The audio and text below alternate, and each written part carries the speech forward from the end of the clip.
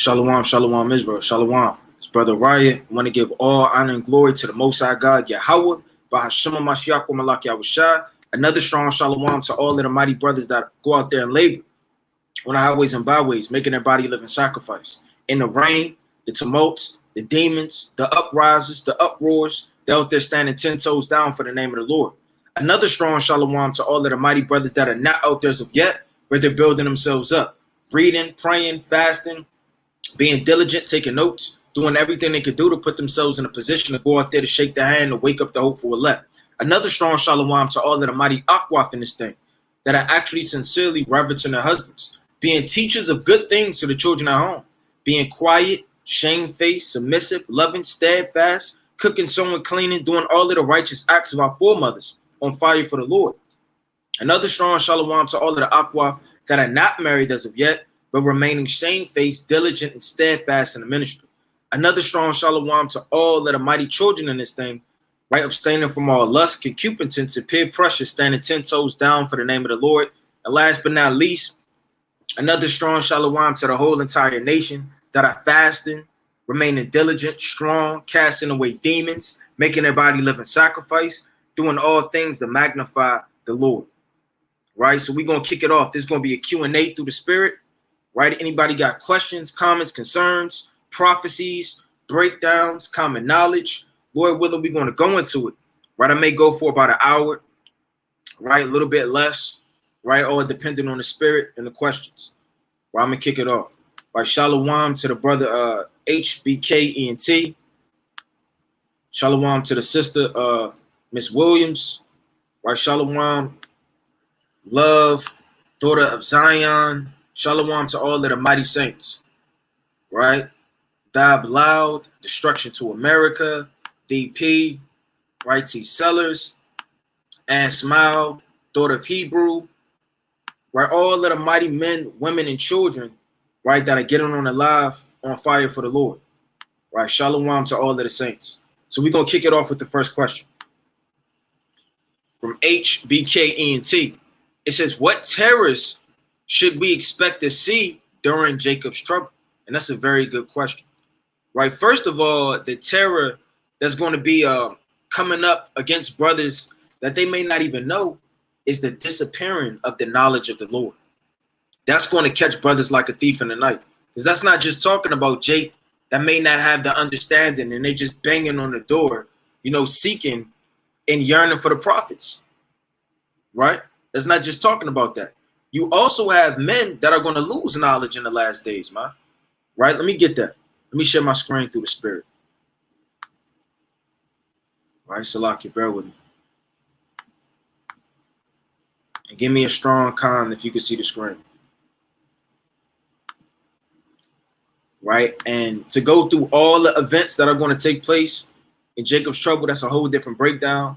But for right now, I want to touch on, right, at least three main ones. Right, this second Esdras, chapter 5, and I'm going to start at verse number 1. It says, nevertheless, Salaki, bear with me. Zoom in a little bit.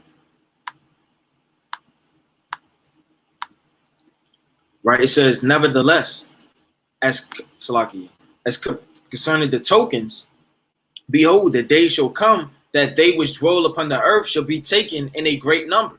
So that great number is talking about destruction. A lot of men are going to be taken in a great number to be destroyed by famine, by pestilence, by violence, by hunger. All of these things are going to come upon the wicked. And the way of truth shall be hidden. That's one of the main things you got to understand. Hey, the Lord could tap into your understanding in your mind and withdraw the precepts from you because you're scared. Imagine you're in Jacob's trouble right now. All of the studying you be doing, all of the highlights, all of the fasting, all of the prayers, all of the counsel, all of the things that you've been doing, but guess what? You're fearful. And the Lord isn't dealing with the fearful. The Lord is dealing with the bold and strong. The men that know that Yahweh Shem Yahushua is going to guide them through all type of terrain, seasons and turmoils and afflictions. It says, and the land shall be barren of faith. What does it mean the land is going to be barren of faith? Meaning nobody on the land is really going to have faith, man. That's even talking about Jake and the truth. Oftentimes when we read the scriptures, we always look at the wicked. Hey, all the time we look at people without fringes, they get drunk, they have no understanding, and we think that that's talking about them. Well, brother, that may be talking about you, right? Because you may not have faith. You may not have the understanding. You may not be diligent. You may not be on fire. And these things are going to come upon you, man, if you're not watching and remaining diligent. I want to get something in Luke, but I want to keep reading. It said it should be barren of faith, right? Let's go to Luke, right, chapter 18, and I'm gonna start at this whole thing's crazy, but I'm gonna start at 8. The point: I tell you that he will avenge them speedily. Nevertheless, when the Son of Man cometh, shall he find faith on the earth? So the Lord's asking a question. When the Lord actually cracks the sky in the midst of World War III, pestilence, Jacob's trouble, and all hell breaking loose, who's really going to have the faith? Because the men that have the faith are going to be the ones that are saved, the ones that the Lord has mercy upon. But iniquity shall be increased. What's it mean iniquity shall be increased? Robbery is going to be increased. Pestilence is going to be increased. Right? They're not going to have any medicines for you, man. They're not going to have any plants and hospitals opened up. This place is going down, man. All hell is going to be breaking loose above that which thou now seest. What do we see now? We see earthquakes right now. We already see pestilence. We already see world fires and storms and volcanoes erupting. We already see the famine and the meat so-called prices rising. We already see gas and inflation. We already see these things. So how much more in the midst of Jacob's trouble? Or that thou hast heard long ago, in the land that thou seest now to have root, shall thou see wasted suddenly. And it says wasted suddenly, that means by nuclear missiles and bombs. Not only is the land going to be uprooted, but also the economy, man.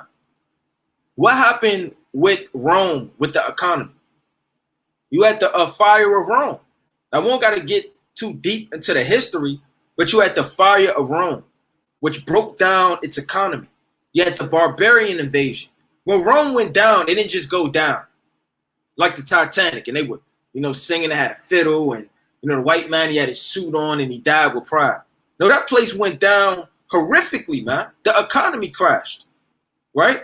And that's for a whole different breakdown. I don't want to be too lengthy, but nevertheless, you got barbarian invasions, the fire of Rome, right? Right after the Apostle Paul, you understand, got beheaded. During all of the invasions and the destruction of the martyrdom of the saints during the Roman Empire. So when Rome went down, it went down many ways. It says, but if the Most High grant thee to live. Who is this talking to, man? Is this book written to Earl on the corner with the bottle, man? It's talking to you. You have the fringes. You have the faith. You have the prophecies. Why would the Most High be speaking to JJ, man, on the corner? This isn't for him. The Most High chooses the saints, the prophets, the elders, the apostles, the governors, the leaders, the men of renown from old to give his word to, man. The Lord said he's going to kill a lot of people in the last days. That's 2 Esdras 8:1, 2 Esdras 8:3, and various other precepts. So if the Most High is giving prophecy to the prophets, he's speaking to the prophets right now. And he's asking and telling you, rather, if he lets you live. This is deep, because 2 Esdras is in the hands of everybody. So if you can understand these prophecies, the Most High is speaking to you. Because if he grants you to live, thou shalt see after the third trump, meaning the third trumpet. You have 7 trumpets. You have the 7 seals and the 7 trumpets. By the third trump, you're going to be in Jacob's trouble. Jacob's trouble is going to be at its peak, man. Right? And you're going to have the third trump, and you're going to have World War III. All hell breaking loose. The kings of the east. Euphrates rivers dried up. All of these things are going to be going to pass during the third trump. That the sun shall suddenly shine again in the night. The sun represents hope. So some of the things that are going to be going down, that are going to be terrorists, is men are going to be losing faith. That's the main thing, or one of the main things that you got to watch out for, man.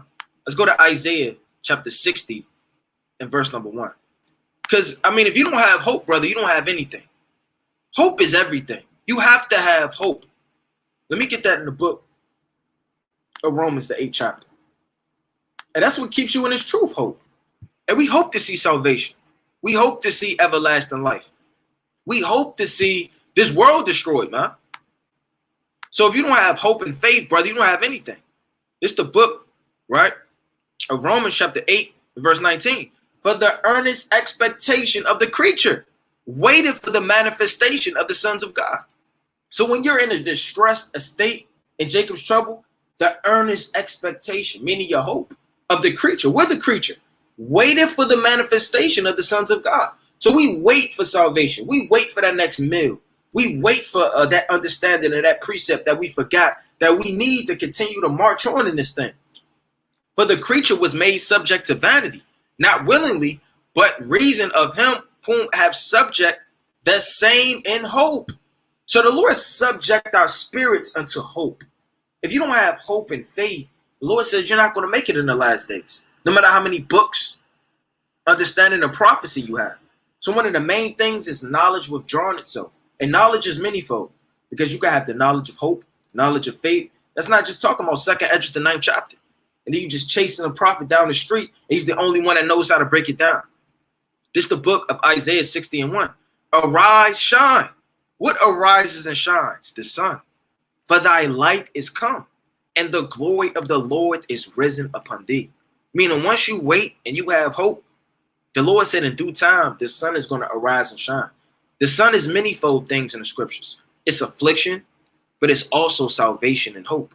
So when you go to the book of 2nd Esdras, when it says in 5 and 4, but if the Most High grant thee to live, thou shalt see after the 3rd trump that the sun shall suddenly shine again. Meaning you have hope if the Most High grant thee to live. Because you may be losing hope at this time. You may not have eaten in 3, 4, 5 days. You may have wounds that is getting affected on your body and blood, right? Issuing out and pestilence, and you can't breathe well, and you have no type of source of hemps and roots and things to get your body well. The Lord said, if you live past this time, the Lord is going to put a spirit on you of hope. And the night and the moon thrice in a day. So the moon is going to shine thrice in a day, and the moon is representing knowledge as well. So knowledge and hope is going to shine again after the 3rd trump, right? But nevertheless, I want to jump down and get another point of that. I want to jump to verse 7. And the Sodomite she shall cast out fish. A sea represents nations. Sodomite sea represents what? These nations, man. They're nothing but homosexuals. Now, when it says Sodomite she, you have to understand that America lays down with all these other women, because nations, philosophies, and doctrines are likened unto women. You have the woman of America. You have the woman of China, right? You have all these different women. You read about that, right, in the book of Song of Solomon, right? Let me get that real fast. Song of Solomon, right, chapter 6. And I'm going to start at verse 9. My dove, my undefiled, is but one. She is the only one of her mother. She is the choice one of her that bare her. The daughters saw her. The daughters are the other nations, meaning every nation sees Israel. We're likened unto a woman. And blessed her, meaning America essentially is going to bless us. All these nations are going to bless us. Right now, they hate us. They spit in our face. They demaxilize us and damn rape, rob, and murder us, man. Yeah, the queens and the concubines, they praised her. So essentially, these nations are likened unto women. So the Lord said, in the Sodomite sea, right, shall cast out fish. Now, why are they Sodomites? Why are the seas Sodomites? Let's go to the book of Revelation, chapter 17. It's the book of Revelation, chapter 17, in verse number 2. I'm going to start at 1. And there came one of the 7 angels. Now, these are the angels with the 7 vials, which are the same angels that have the 7 trumps, which had the 7 vials, and talked with me, saying, come unto me, come thither. I will shew thee the judgment of the great whore that sitteth upon many waters. What does it mean if a whore sits down upon a bunch of nations? Now, we don't have to get too deep. We all know what it means when a woman sexually sits on you, man. America's a whore, and she sits herself down on all of the waters.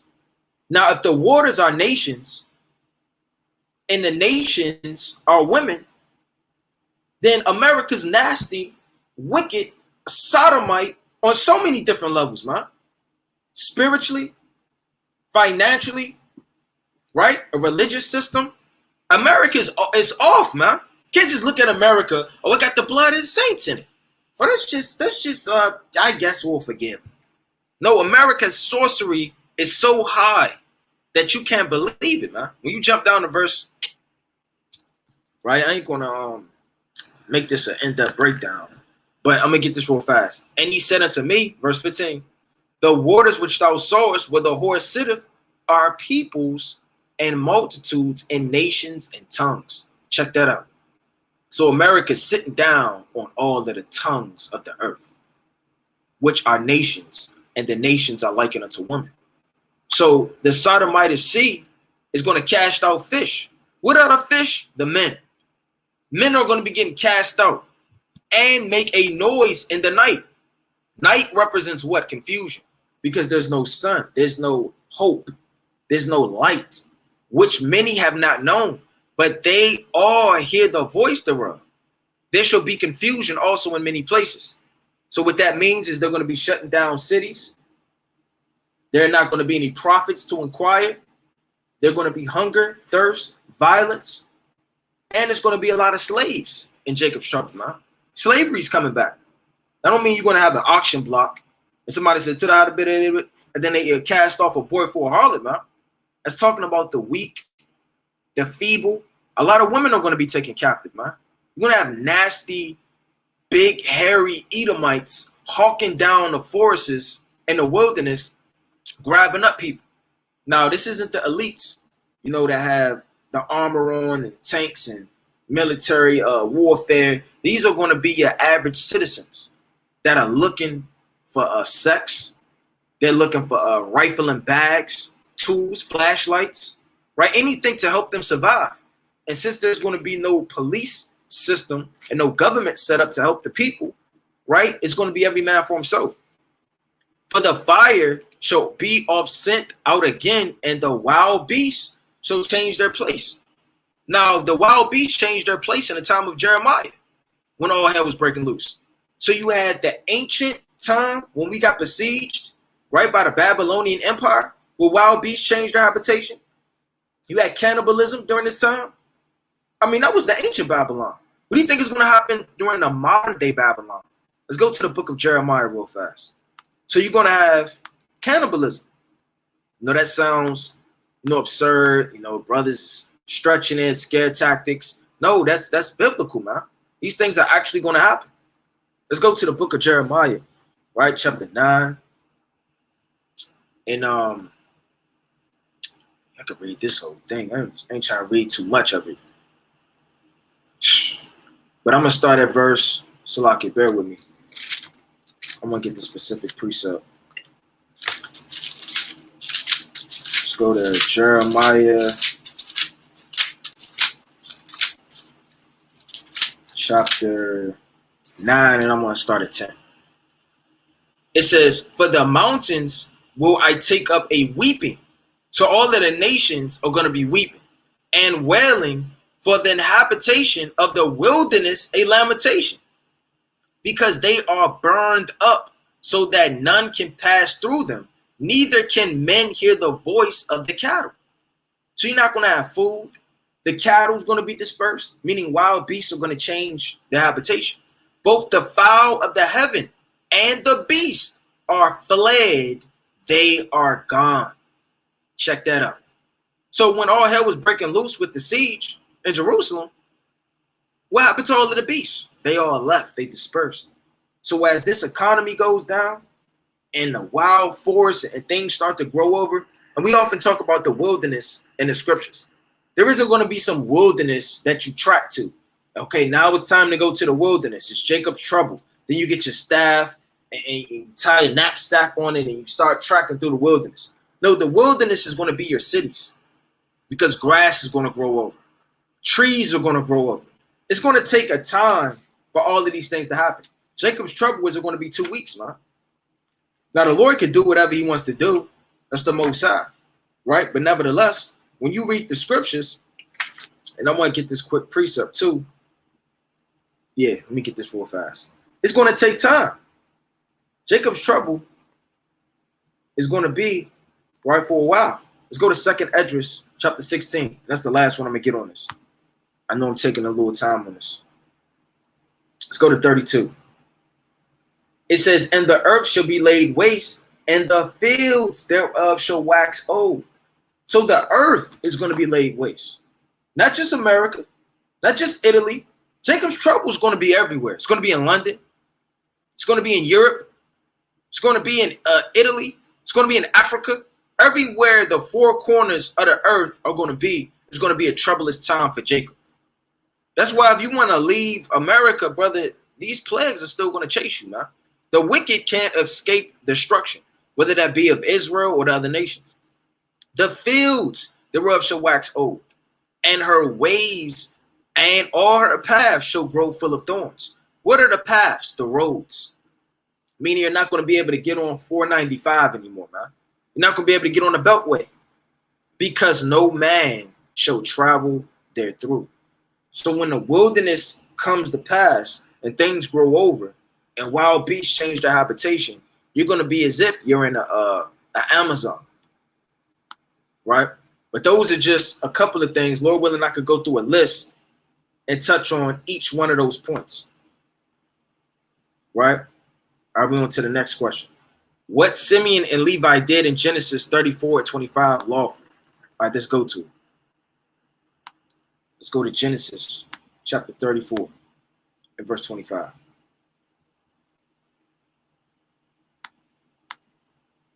And essentially what they did was in haste and it was out of order. This is the book of Genesis chapter 34 verse 25. It says, and it came to pass on the third day that when they were sore, that two of the sons of Jacob, Simeon and Levi, Dana's brethren, took each man his sword and came upon the city boldly and slew all the males. Now they did this in anger. They didn't do this in order.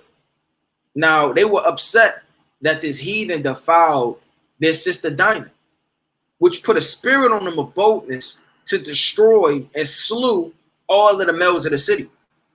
But when you read all the way down to verse 30, it explains that this was off. It says, and Jacob said to Simeon and Levi, and who is Jacob, man? He's the father. And if you know anything about a household, the father's going to get the judgment. The father's the overseer. He's the elder.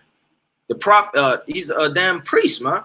So as Jacob is given a judgment, he says, Jacob said unto Simeon and Levi, ye have troubled me to make me to stink among the habitations of the land.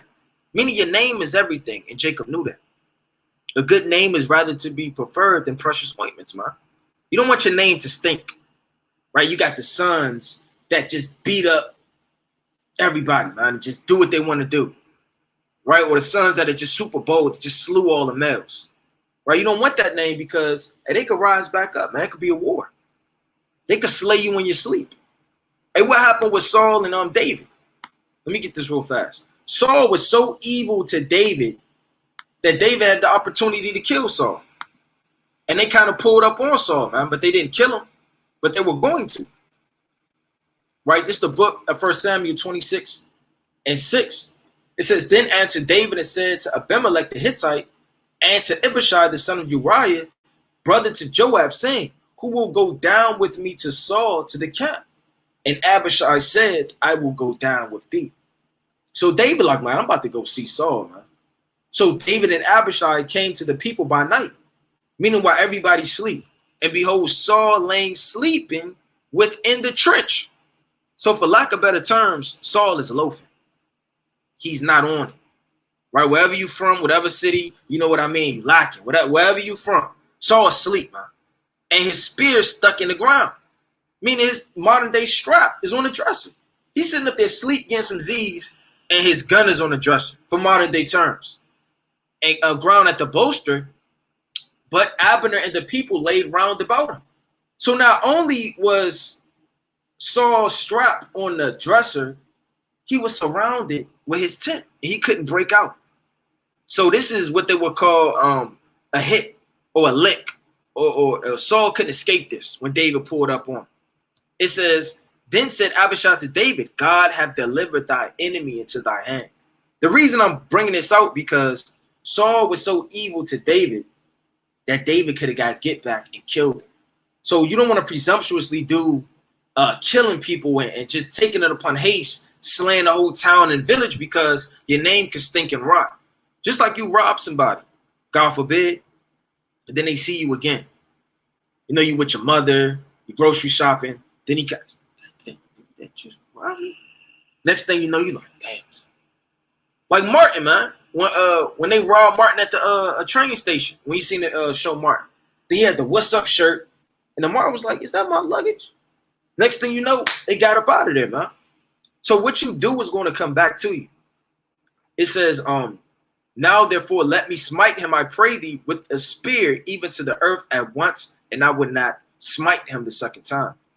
So, I mean, essentially, when you read all the way down, David didn't go through with it, but nevertheless, they had an opportunity to kill.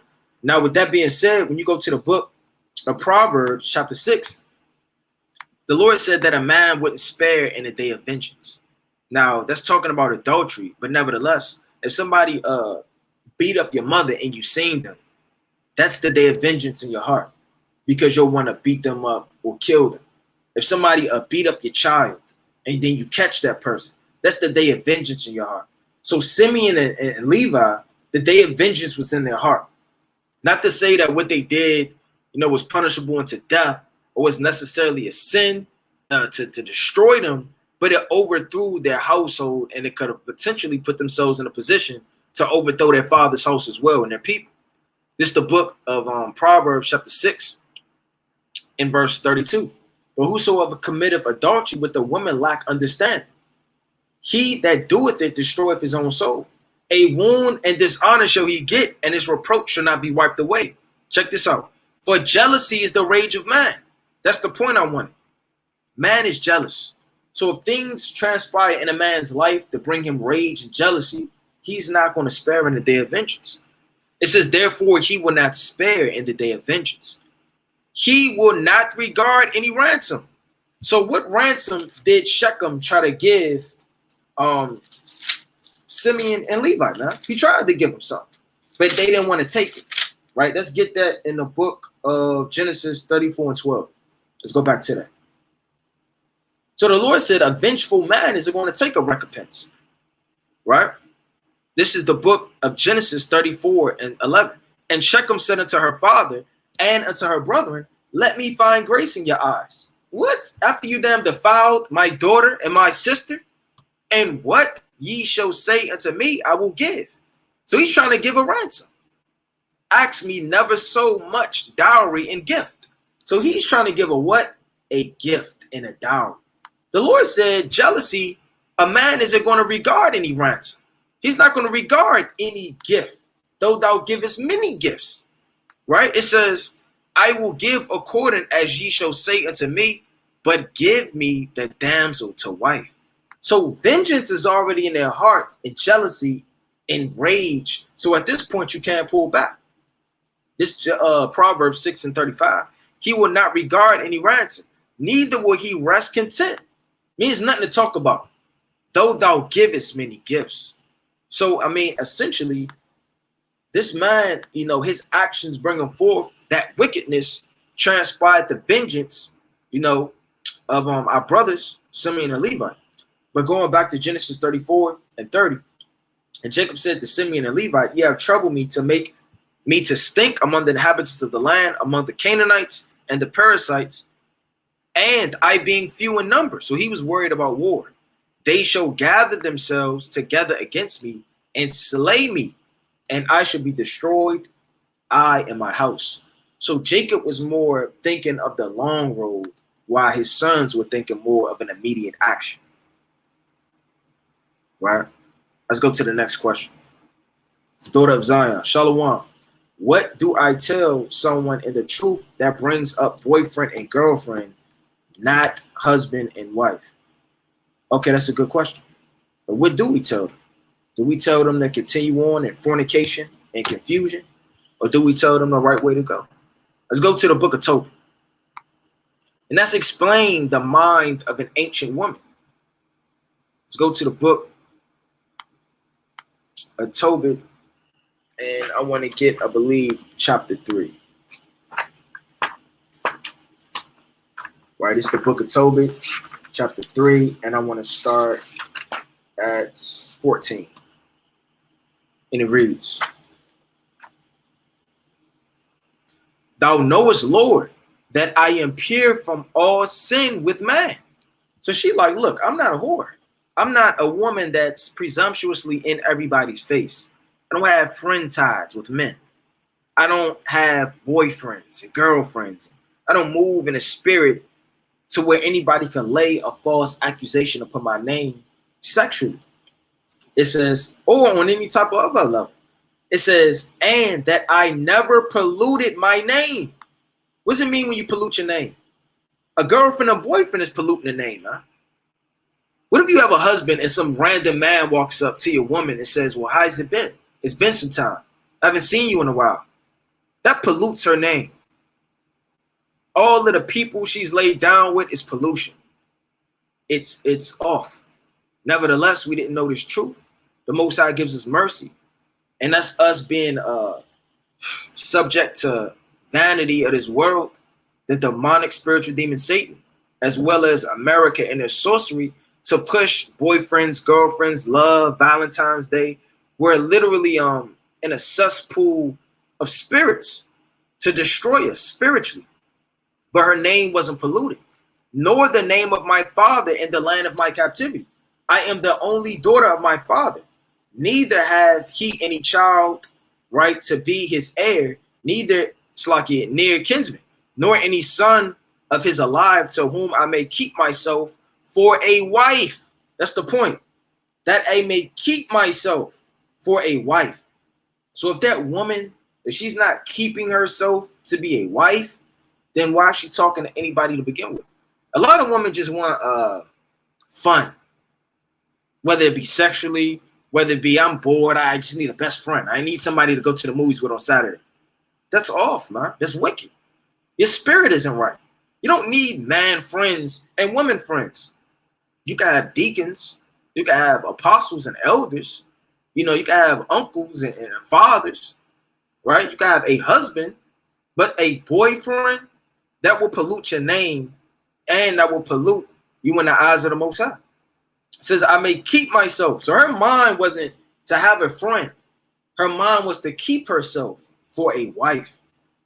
My 7 husbands, and when it says 7 husbands, that means she was betrothed to these men. She never lied with them. Are already dead. And why should I live?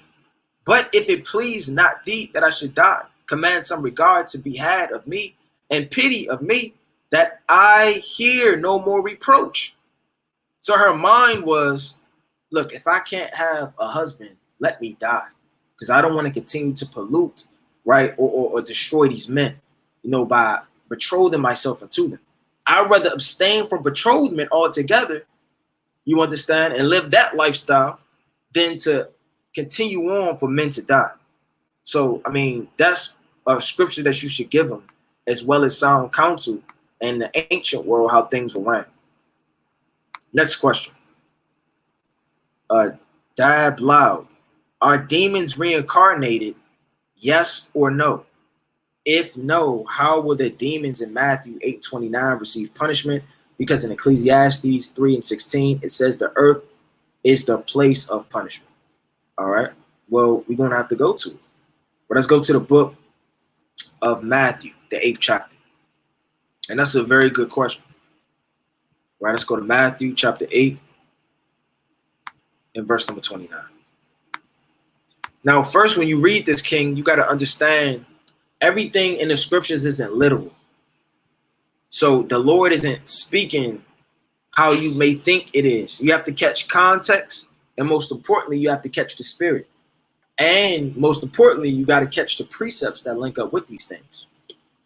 It's the book of Matthew, right? Chapter 8. I'm going to start at 28. And when he was come to the other side, into the country of the Gerasenes, there met him 2 possessed with devils, coming out of the tombs, exceedingly fierce, so that no man might pass by that way. Meaning they were off, man. They were probably drooling, speaking in the Hebrew, all in the Greek, mixing them both together. Every word was Hebrew and Greek. Just mixing, just demonic, man. Nobody knows the level of spirits that were on these men. They're breaking, damn, trying to break chains, and no man could bind them, right? It says, and behold, they cried out, saying, what have we to do with thee, Yahushua? So when they seen the Lord pulling up, they were scared. Not because the Lord was going to destroy those spirits and they were going to be reincarnated. Why were they scared? Because a spirit's whole job is to have a host. A host is somebody to dwell in. Meaning what? A spirit that's roaming the earth is lonely, is destitute, it doesn't have a purpose. The spirits that roam the earth, their whole spirit is to jump on something, to jump on the waters, to make a tsunami, to jump on wild beasts, to have them to devour, to jump on that volcano, to have it to erupt, to jump on that man, to have him to commit adultery, to jump on that woman, to have her to commit adultery. If a spirit is just roaming around, it's just bound in Egypt, like Asmodeus, running around looking for a host. So when this spirit saw Yahushua, this spirit knew that Yahushua could drive this spirit out of this man. Therefore, that spirit will be running around dry places looking for somebody to hop on to fulfill a purpose. Meaning what? If you have a job and your boss send you out to, talk to people door to door, right? And you sitting up there knocking on all the doors is just shut all day. Then you come back to your boss. I mean, it's no luck. I didn't get anything. I didn't fulfill my purpose. Why I even went outside?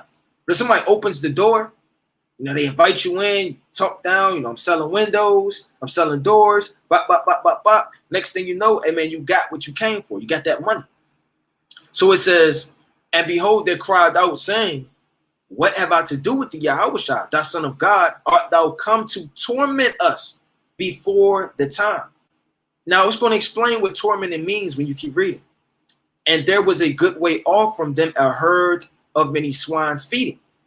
So the devils besought him, saying, if thou cast us out, that's the point, king.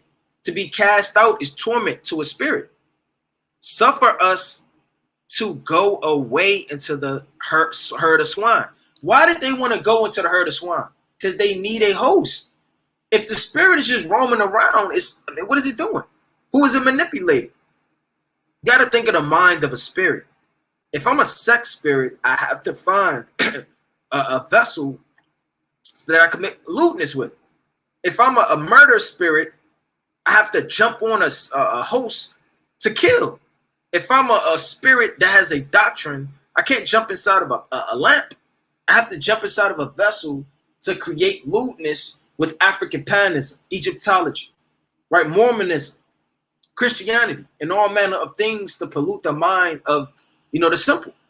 So it says for them to go into a herd of swine. Because even with the herd of swine, at least it has a host.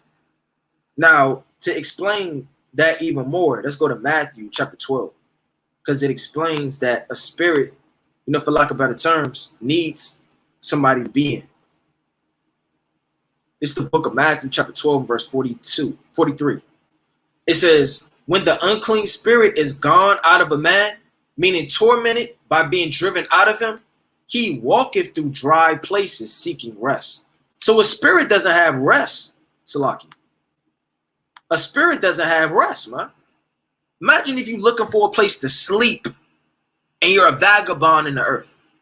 You be knocking on this hotel building, we're closed. You knock on the next hotel building, we're booked. You knock on this hotel, skitty out. No niggers allowed. You knock on the next hotel building, it's raining outside. That's how a spirit feels. And findeth none. Then he saith, I will return into my house. What is a man likened to a spirit? A house. Meaning he needs somewhere to lay his head, spiritually.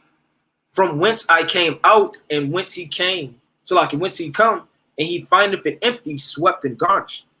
Check that out. Now, I don't have to read the whole entire parable. But nevertheless, that's what that's going into. So those spirits aren't reincarnated because spirits don't die.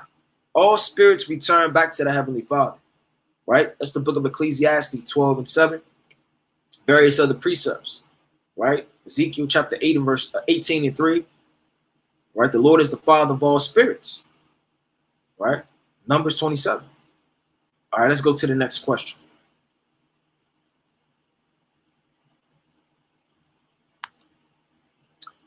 All right, Taylor. It says, in the last days, when the chariots are beaming up individuals, if you are married, are you beamed up separately in a separate chariot? Okay, let's go to it. Let's go to the book of 1 Corinthians, 15th chapter. And then I want to get, let's see, 2nd Esdras. Get this quick precept in 2nd Esdras. Bear with me. The 2nd Esdras.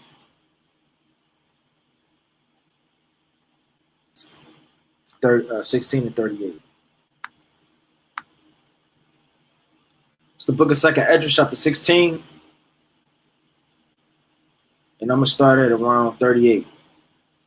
It says, when a woman with child in 9 months bringing forth her son, with 2 or 3 hours in her birth, great pains can pass her womb, which pains when the child cometh forth, they slack not a moment. Even so, not the plagues be slack to come upon the earth, and the world shall mourn, and sorrow shall come upon it on every side. O my people, hear my word, make you ready to the battle, and in those days even be as pilgrims upon the earth. So you never know where your woman or your husband is going to be in Jacob's trouble. Now, to say they're going to meet up at a pivotal point in the air and be beamed up in the same chariot, that's not written. But we do know through the Spirit that the Most High is going to send many chariots. Those chariots are for different regions. To beam up some people in Italy, to beam up some people in Africa, to beam up some people in this city, to beam up some people in that city. And all of the pilgrims throughout all of the earth will be beamed up. That are the elect and the saints. But to specifically say you're going to be beamed up with your wife and y'all not together, you know, that's not for me to answer. Right? The Most High, by Hashem Yahushua, is going to work everything out through the Spirit. All we know is what is written. And what is written, I want to start at 1 Corinthians, right? Chapter 15. And I'm going to start at, this whole thing is fire. I'm going to start at 50. It says, now this I say, brethren, that flesh and blood cannot inherit the kingdom of God, neither do corruption inherit incorruption. Behold, I show you a mystery. We shall not all sleep, but we shall all be changed in a moment, in the twinkling of an eye, at the last trump. For the trumpet shall sound, and the dead shall be raised, incorruptible, and we shall be changed. So what if your husband dies, and you're still alive? And the spirit goes back in that body and resurrected. Well, y'all can't be beamed up at the same time because the dead in Yahushua is going to rise first. Then the rest of the saints. So it depends on how deep this question is. Are y'all together? Most High may have mercy and beam up you all together, man. Because that whole region or that whole section or city of those men are going to be beamed up in that chariot. Or, right, did your husband die? No, it isn't like he's going to wait in the air and he's going to be like this waiting for you, right? It would depend on how severe and serious the question is to be broken up individually, you know, to touch on it, you know, that deeply. But nevertheless, it says, for this corruption must put on incorruption, and this mortal must put on immortality. So when this corruptible shall have put on incorruption, and this mortal shall have put on immortality, then shall be brought to pass the same that is written. Death is swallowed up in victory. So you're going to have men and women that are beamed up together, and they're going to be in chariots together.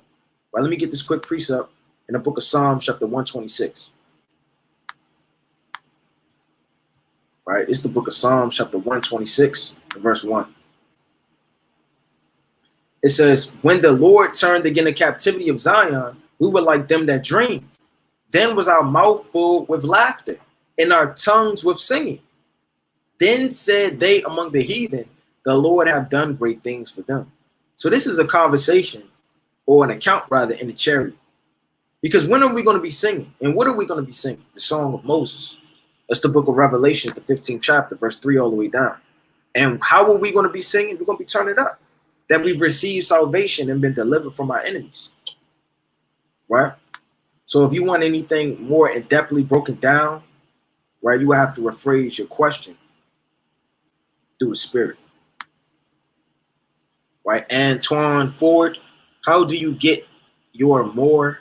How do you get your more in the Spirit in terms of listening and reverencing her husband? I think you said, how do you get your wife, to listen to you more in the Spirit? I don't want to answer the question wrong, right? I'm not sure, what you specifically asking, Ken. Well, I believe you saying, how do you get your wife to be more respectful to you, if I'm not mistaken, or reverence you more, rather, right? I could be wrong, but I just wanted to ask. But nevertheless, let's go to it. So one of the first things that you want to do is you want to instill the fear of the Most High into your woman. If your wife doesn't have the fear of the Most High, she'll never respect you. There's nothing you can do. You could buy all the flowers in the world. You could wear all the frankincense and myrrh that's ever abundantly created on the earth. There's nothing you can do, brother, if your wife doesn't have the fear of the Lord. The fear of the Lord is going to be the basis of everything. If you don't have that, brother, then everything else is going to be void. Right? I want to get this quick precept.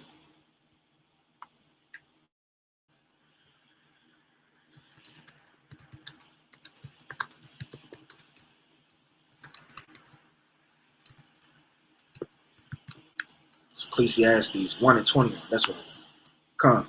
This is Ecclesiastes chapter 1 and verse 21. And it reads, the fear of the Lord driveth away sins. So you want to be perfect. You want to be diligent, on fire. You want to be spotless and blameless. The chief thing and the only thing that you got to focus on more than anything, you can know all of the precepts and not fear the Lord enough to keep them. Wisdom isn't necessarily everything, because you can have all of the knowledge and still smoke weed at the end of the day. You can have all of the knowledge and still commit fornication. You can have all of the knowledge and still hate your brother deep within your spirit. And the Lord said, the fear of the Lord driveth away sins, and where it is present, it turneth away wrath. So you're not going to have wrath in your house. You're not going to have sin in your house if that woman fears the Lord. If she doesn't fear the Lord, brother, you'll forever have problems. She'll forever be rebellious. She'll forever be doing things that are out of order, man. Right, Salaki, bear with me.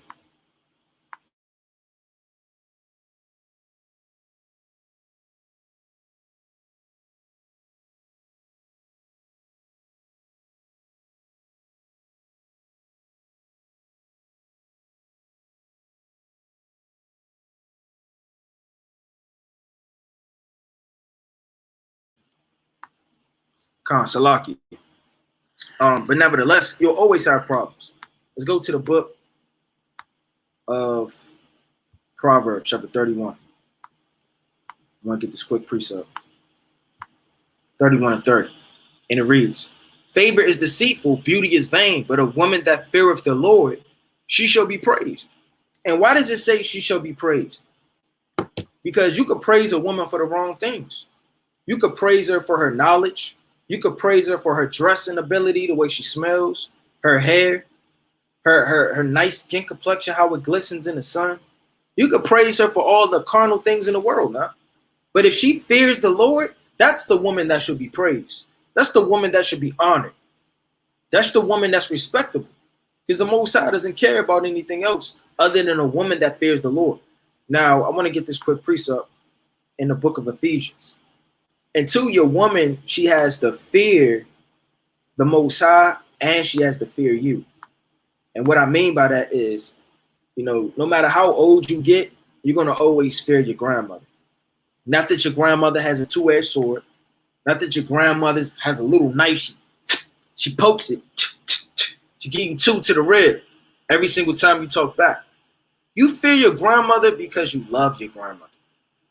You unconditionally understand how much she did for you. You unconditionally understand the sacrifices she made. Love doesn't come just out of thin air. Your woman has to have a reason to love you. She has to see strong leadership. She has to see wisdom. She has to see a best friend. She has to have fear of the Most High. You don't want to just jam all precepts down your woman's throat and she's choking on them and you're not giving her anything to work with, man. Your woman should glory you and look up to you and want to follow you. Shouldn't have a leash on her pulling her. She should want to submit, naturally through the spirit. And when your woman is to fear you, that word fear, right? Let me get this real fast if I can. Get the blue letter.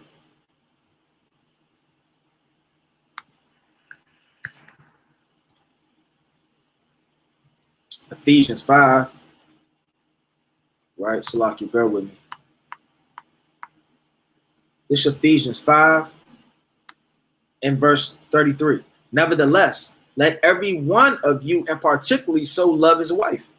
So you have to love your wife, even when she goes off, even when she needs help, even when her mind isn't right, even when she falls short, even when she may gain weight, lose weight, may not be appeasing to you physically, even as himself. Because you love yourself when you get big. Oh, I got to have confidence. I don't want to beat myself up. You're your best counselor. Such a hypocrite. Right? It's a job interview. Just didn't get the last one. Oh, it's the fourth one. Let me put on my game face. I can do it. But let your wife try to get a damn job 3 times. Damn, you still didn't get the job? What's going on with you? I mean, what the hell are you saying in it? Like, no, you got to treat your wife the same way you treat yourself. I mean, brothers, they joint hurt, they rubbing it, they putting an ointment on it, they laying it on that special pillow. They're being so gentle to themselves. But with their wives, they're the complete opposite. So once you keep the commandments, the Most High is going to give you that special woman that reverences you. Can't expect so much reverence, honor, glory, submission, and all of these things, and you're not doing what's the just balance of required for the Most High to give you that woman. It says, and the wife see that she reverence her husband. That word reverence means fear. Because if you reverence somebody, you fear them. You reverence your father. Not that he's going to beat you. Not that he's going to kill you. It's because you fear him by fearing the Most High. Because the Most High said to honor thy father and thy mother. It says to be put to flight by terror. So when your husband says something, if your woman isn't put to flight by terror, then, she doesn't fear the Most High. Now, that doesn't mean you take advantage of your woman. You tell her chips. She goes like this, and she runs to the kitchen, man, at 3:50 a.m. And she opening the bag of chips, she dumping them all out, she putting them in the napkin, she bringing them to you, right? And then you say open, right? Then you open your mouth, close, and then she goes like this to your jawline, and then you say chew, and then she grabs your cheekbones and she manipulates them over and over and over until you swallow down the chip, man. That's off. It says to be fear, to fear, be afraid, right? To be strict with fear. So, I mean, your woman has to fear you because guess what? If she doesn't obey everything you say in righteousness, she's going to be put to death. Check that out. If we don't obey our parents and everything that they say with the spirit of the Most High behind it, then we're going to be put to death. What if you just say, nah, man, I ain't washing the dishes. That's not in the Bible. And then, brother, you're going to die. What happened in the ancient world if they had a gluttonous son and a rebellious son? They would bring him before the elders and they would kill him. How much more a wife that may gather abroad, talk too much, murmur, be in the streets, right? Doing God knows what. She doesn't read. She doesn't pray. So the chief thing, King, I would tell you to do to get your woman to reverence you is the first and foremost, instill the fear of the Most High. That's going to be a stepping stone to increase submission. And then from there, compromise. Because this whole world isn't about you. And this whole world isn't about her. It's about each other. When I say the world, I mean the world of y'all marriage and relationship. So compromise and instill the fear of the Most High.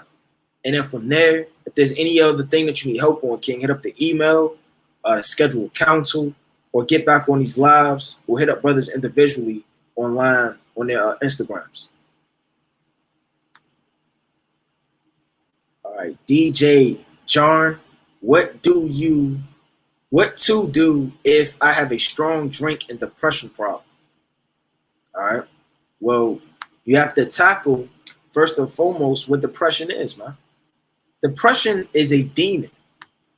Right, let's go to the book of 2 Kings, Salakia, 1 Kings 19.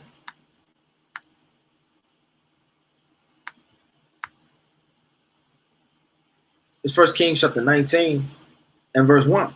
And Ahab told Jezebel all that Elijah had done, and with all how he had slain all the prophets with the sword. So Jezebel's an evil, evil woman, right? And Elijah's a righteous prophet. Now Elijah, he slew all of the prophets, right? In the 18th chapter, right? Verse 40 all the way down. It says, then Jezebel sent a messenger unto Elijah, saying, so let the gods do to me, and more also, if I make not thy life as the life of one of them by tomorrow about this time. So she sent him a threatening message. Man, and she said she was going to kill him, huh? And when he saw that, he arose and went for his life and came to Beersheba, which belongeth to Judah, and left his servant there. I mean, he was on a run. You got to think about the power that this woman had through her husband, giving her that power. She damn near was the king. So, I mean, he knew that this woman could actually bring to pass what she was talking about.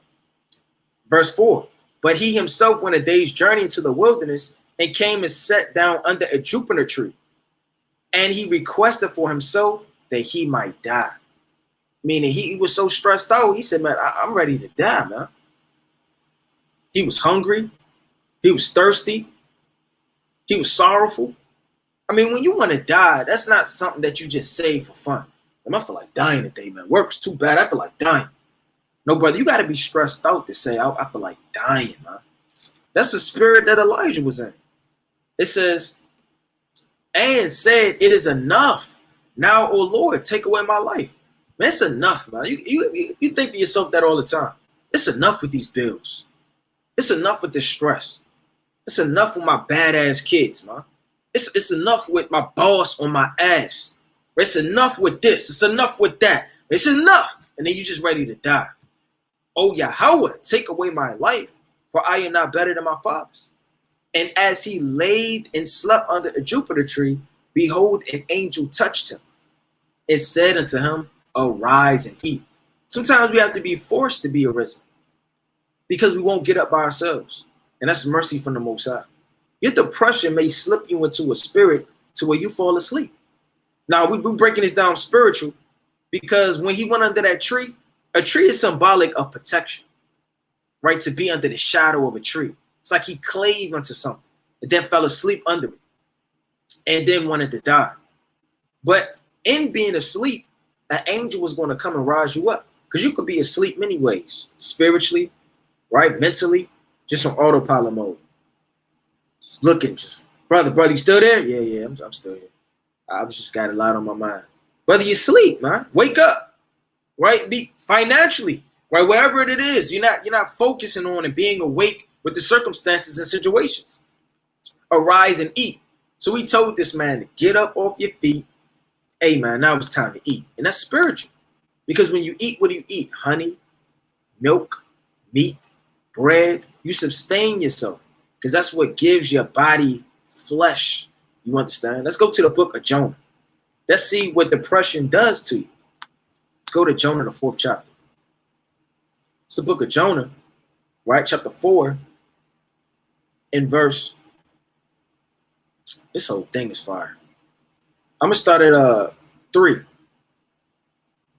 It says, therefore now, O Yahweh, take, I beseech thee, my life from me, for it is better for me to die than to live. Now, that wasn't just Jonah just being sarcastic. These men were actually catching so much hell that a lot of them were saying that they wanted to die. That's not just written one time. It says, then said the Lord, doest thou well to be angry? You got to ask yourself, when you want to die or you want to be depressed, you want to be sorrowful, you want to be sad, you want to be angry, doest thou well to be angry? Because a sorrowful spirit has killed men.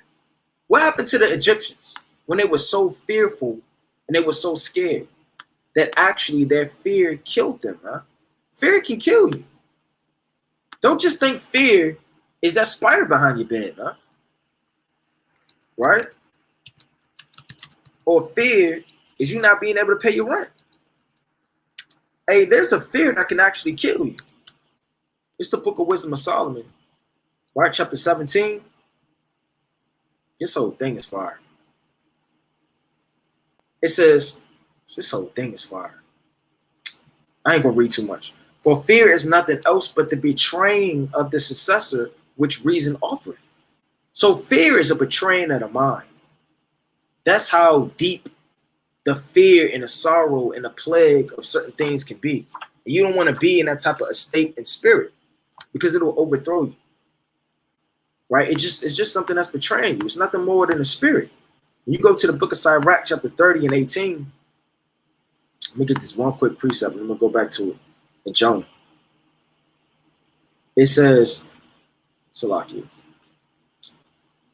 give not over thy mind to heaviness, and afflict not thyself in thy own counsel.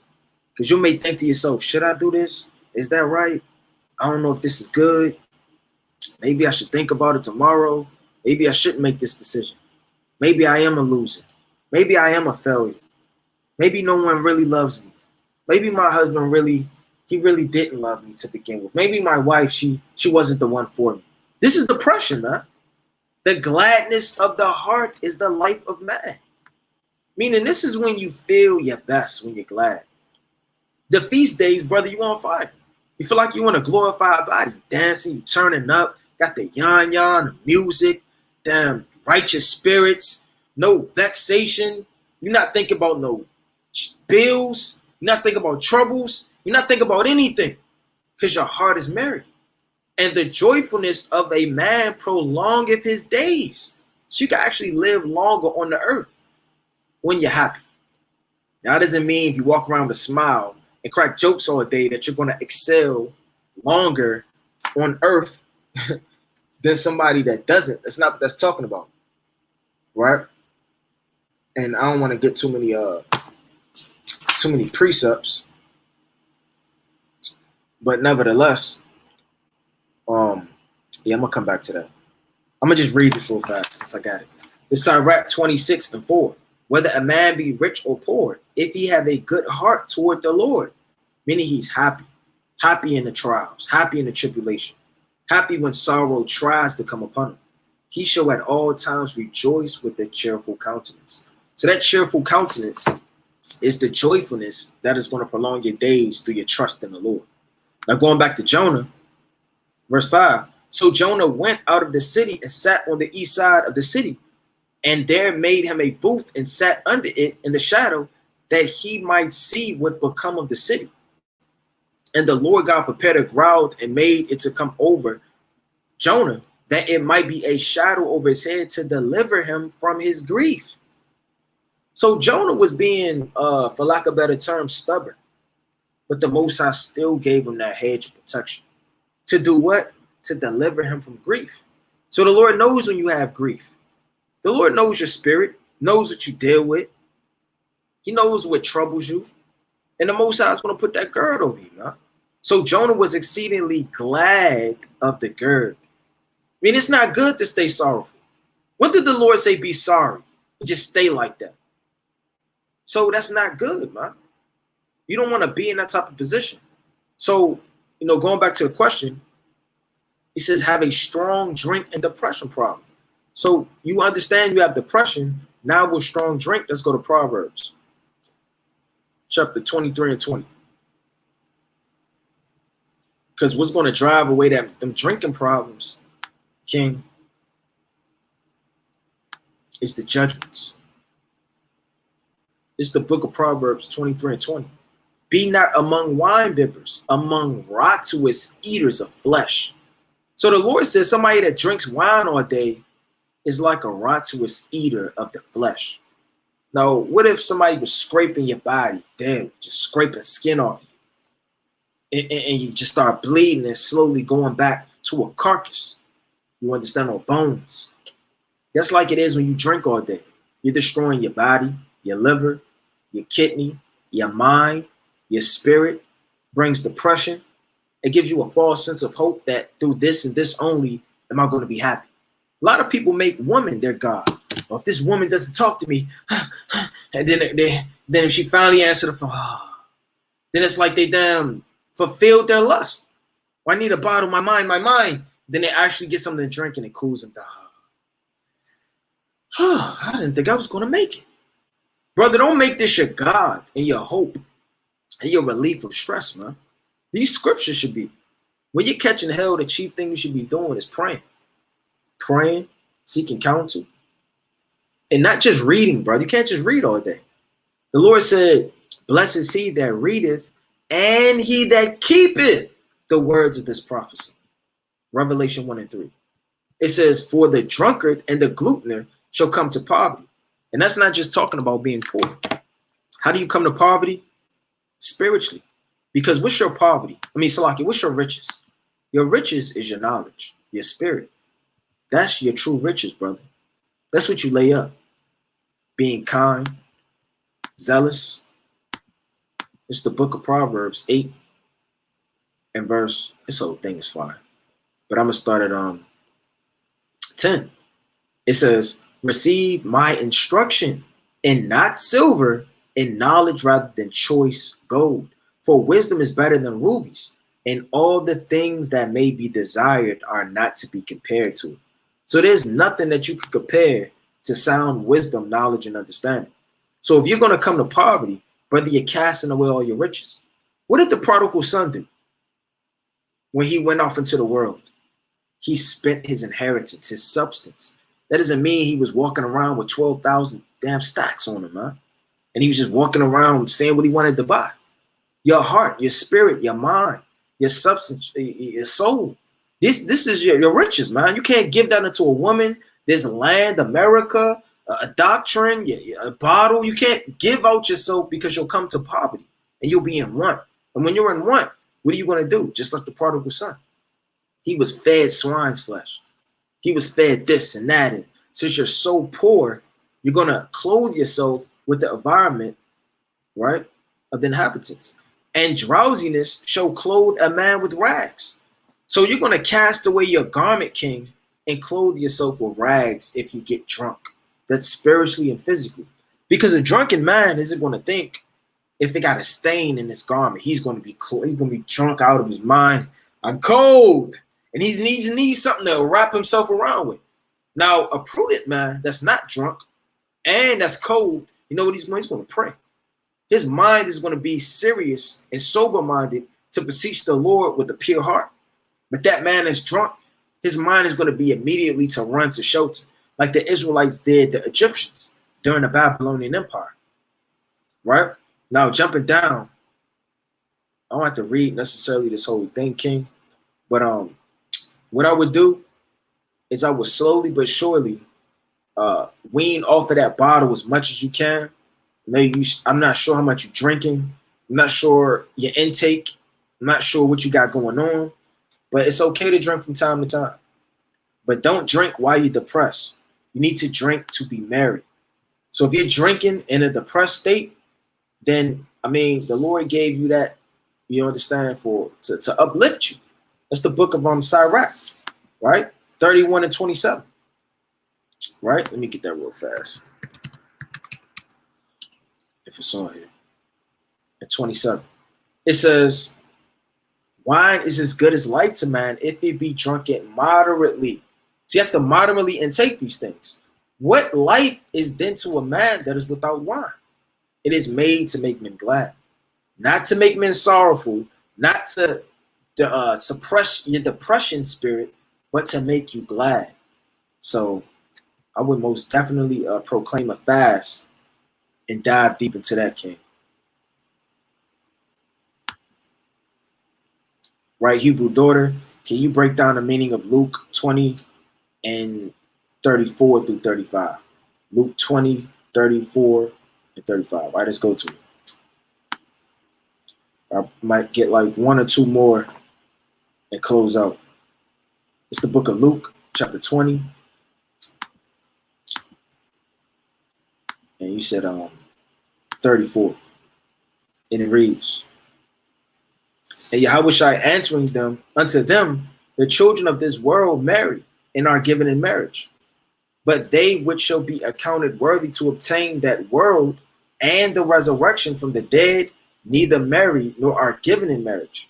Now, when you read this, this is the same account that the Lord spoke about in the book of Matthew, the 22nd chapter. It's just written a different way. Like you may read Luke's account, may be different from Matthew's account, maybe a little different from Mark's account. Although they're saying the same thing, it's just worded differently through the Spirit. It says, but they which shall be accounted worthy to obtain that world, meaning those that are resurrected from the dead, and the resurrection from the dead. What it means obtain worthy, meaning they're going to be worthy enough to receive the kingdom, resurrected, you understand, to immortality. Neither marry, meaning those dead bodies of those men that were married to that woman, they're not going to be married to that woman in the resurrection. Her last remaining husband will be the husband of that wife in the kingdom. So if you had a wife and then you died, then she married another man, then he died, then she married another man, and then he died. She had 3 husbands, and then she had her 4th one that remained with her into the kingdom. That will be her husband, because Romans 7 and 3 all the way down, let me get this real fast, lets you know that after that woman husband is dead, that she is free from the yoke of being his wife. Meaning what? She's free to marry at liberty to whom she will, only in the Lord. But a greater salvation and spirit that she should shoot for is to be like Judah. And even Paul told you that. You know, it's better for a woman to remain, unmarried after that than to get married again. Because like it says in Timothy, she'll just be burning. And, just giving her mind, she should be fasting and praying all the days of her life like Judah. But this is the book of Romans chapter 7, verse 2. For the woman which have an husband is bound by the law to her husband as long as he liveth. But if the husband be dead, she is loose from the law of her husband. You're not going to have 9 men or 3 men or 2 men in the resurrection saying, that's my wife. No, that's my wife. Then it's a big uproar. So these are Sadducees answering this question, trying to trip up the Lord. Meaning what? They're trying to contradict the law with his understanding in the resurrection, because they don't believe in the resurrection. They don't believe in the angels. They don't believe in spiritual things and immortality and different things. They're very carnal, and their mind is just to be bondage just to the law. So it says, neither marry nor are given in marriage. Meaning those men aren't given into that marriage. Not that you can't marry in the kingdom. It's not what this is talking about. There are going to be many marriages in the kingdom. We have many men right now that are eunuchs. You have many men right now that just 16 years old, man. They just came into this thing on fire. And all hell breaks loose. They're going to be beamed up. They're going to have wives in the kingdom. They're going to have concubines. There'll be a lot of virgins right now that have not married. That's not what that's talking about, because you're going to have children in the kingdom. Right? It says, neither can they die anymore. Because after you're resurrected, the Lord said in the book, let me get this real fast. Of 1 Corinthians. Chapter 15, the Lord said, "O death, where is thy sting?"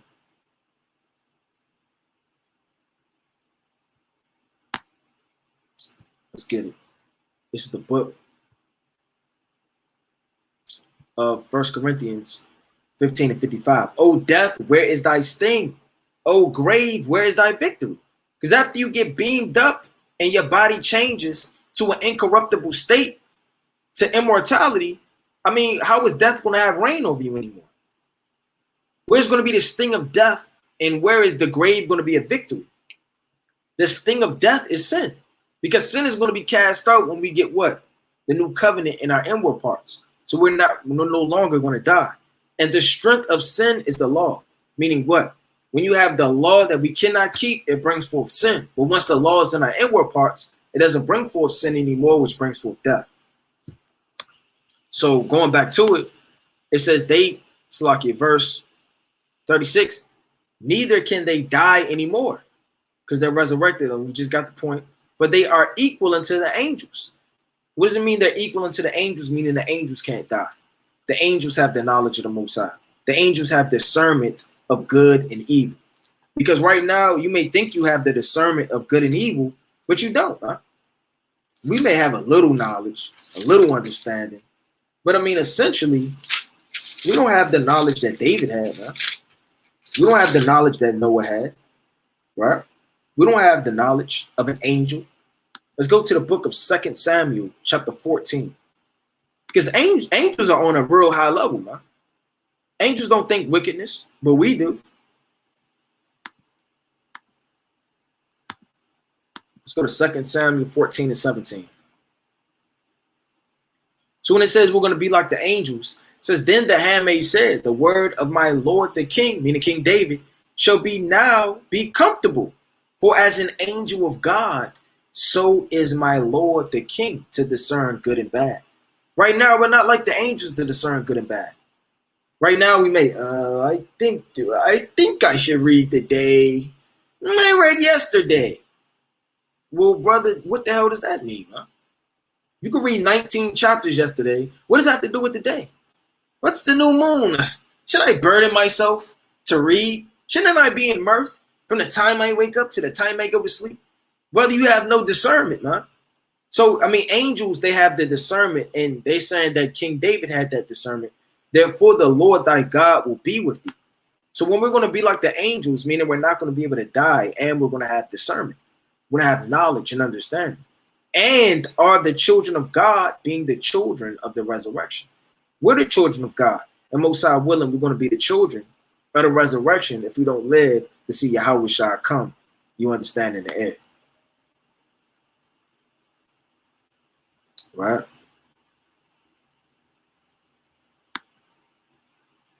No Hamites. What do you think of one body teaching Esau is not the white man, but they are black Europeans? All right. Well, let's go to the precepts. All right. And first and foremost, let's go to Philippians chapter 1 and 20. This Philippians chapter 1 and verse 20. According to my earnest expectation and my hope that in nothing I shall be ashamed, but that with all boldness as always. So now also Yahweh Shai should be magnified in my body, right? Whether it be by life or by death. So Paul says, I have nothing to be ashamed of what I teach, what I bring, what I break down the scriptures and go into, man. This is a very serious matter. Now, going into that matter, right, let's go to the precepts. Because one thing you can't be ashamed of is the precepts. Can't deny it, can't fray from it. And we got to defend the gospel.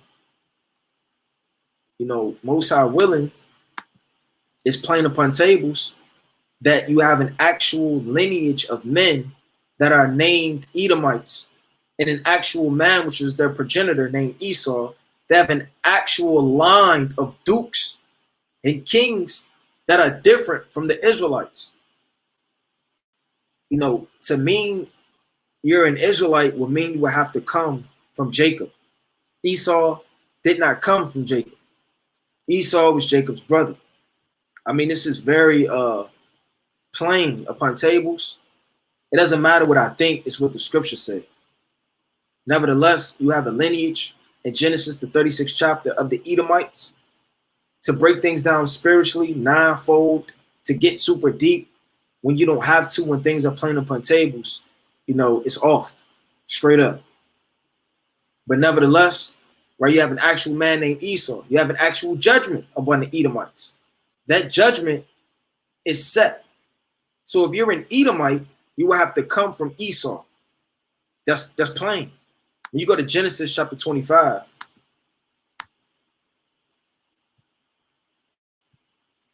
and 25, right? Now I'm gonna start at 23. And the Lord said unto her, 2 nations are in thy womb.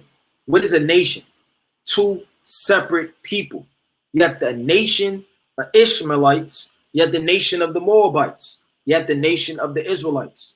So to be different, you have wicked Israelites. Yeah, we understand. But they're called the wicked of our people. They're called traitors. They're called the lost sheep that never return home. They're called many things. They're called an ox, right? They're called many things, but they're not called another nation. They may be called heathens in certain contexts, Gentiles. But if you're an Israelite, you will always be an Israelite. That's the book of Numbers, chapter 36. Because the Lord said your inheritance doesn't remove from tribe to tribe. So it would be crazy and preposterous to think that anybody could become an Edomite. Do you move in the spirit of Cain? That's something that you could, draw. Do you move in the spirit of Esau, right? To want riches, to want honor of this world, to hate God? Yeah, you can move in the spirit of an animal, man. You know, you can move like an ant. You could be diligent. You could be on fire. You could be always about your business and working for the harvest. Yeah, you can move in the spirit of a lion and be bold. You can move in the spirit of something, but can you actually become and be an Edomite? No. This is the book of Numbers, chapter 36, and verse 6. This is the thing which the Lord doeth command concerning the daughters of Zilphalad, saying, let them marry to whom they think best, only to the family of the tribe of their father shall they marry. So shall not the inheritance of the children of Israel remove from tribe to tribe. So the Lord said nothing is going to remove from tribe to tribe. You're not going to be a Danite in this life and an Ishmaelite in the next life. You're not going to be a Judite in this life and a Benjamite in the next life. No, brother. You're going to keep to everyone your inheritance of your tribe. That's spiritually, and that's also what the Most High gave. He gave your father the spirit to be a priest from the tribe of Levi, brother. That's the line of priests. Because why? You're the sons of Aaron. It says to himself, take the inheritance of the tribe of his fathers. So you're not going to be removing from different lots and different things like that. That's off.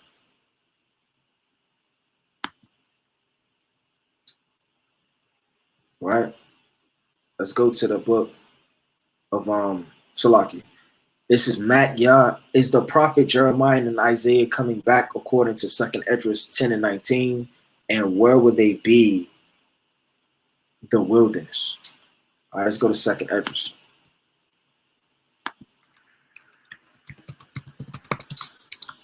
Second Esdras 10, you said in 19.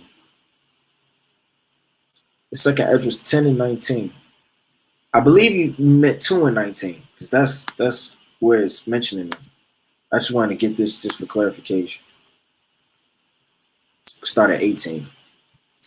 Somewhere around there. Yeah. It's the book of 2nd Esdras 2 and 18. For thy help will I send my servant Isaiah and Jeremiah, after whose counsel I have sanctified and prepared for thee 12 laden trees with diverse fruits. Right? So you have what? Now, when it says, for thy help, I will send my servants Isaiah and Jeremiah, after whose counsel I have sanctified and prepared for thee 12 laden trees with diverse fruits.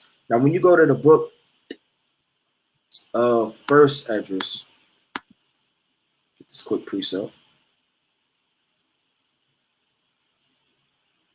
Right? Chapter 1 and verse 38. And now, brother, behold, what glory, and see the people that come from the east, and to whom I will give for leaders. So yeah, these men are coming back. And saying that in the 1st chapter, and it's saying it in the 2nd chapter. So these men are going to be back on the earth. They're going to be back prophesying, back leading, back governing the nation, and getting things back to where they were before. I don't have to necessarily read all of these names, right? But this is written, some of them in Greek. But nevertheless, if Abraham, Isaac, Jacob, Hosea, Amos, right? All of the men of the Lord, all the way till you get down to Malachi. And also, right in the next chapter, let's get it.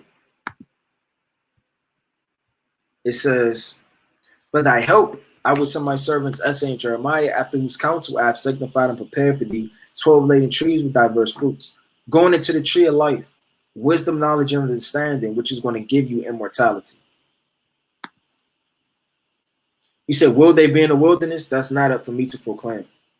I don't know who's going to be in the wilderness, when the wilderness is going to come to pass, how long the wilderness is going to be, and what Pacific prophets will be in the wilderness.